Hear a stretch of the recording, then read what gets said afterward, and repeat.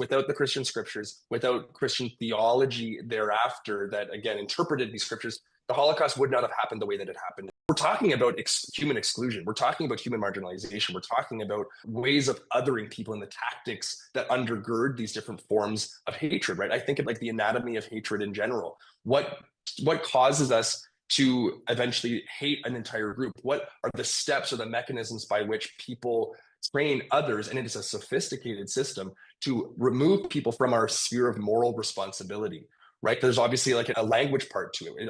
It always starts with words, right? That we say, oh, that group, they're cockroaches. Oh, that group, they're vermin. Oh, that group, Yep. they're whatever, They're right? animals. They're rats, That's they're what Trump animals. said. And Yeah, it's immigrants are animals and they're vermin taking over the country. That's exactly the language that Hitler and the Nazis used in the 1930s. Propaganda films of rats scurrying through the streets of Berlin and all the rest of it. Those are the Jews coming in.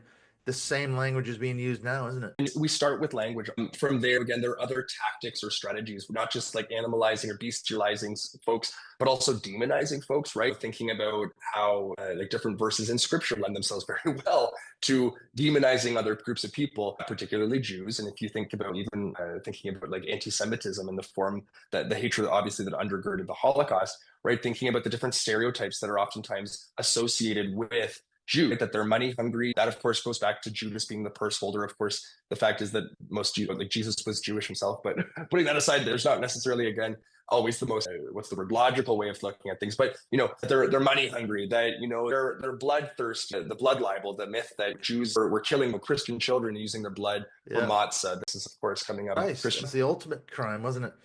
Christ killers and deicide, all that. right? Yeah. I mean, anti-Semitism That's is exactly. not a new thing by any stretch. It's medieval Europe. They were blamed for the plague and everything else. And then thinking about Jews as being these like oversexed individuals who are like lecherous and preying upon Christian women. And then, of course, there's also the other side of it where they're seen as like effeminate and limp-wristed and sissy boys. It's always like, there's no real consistency. There's just multiple stereotypes that are operating in different ways at different times and in different capacities.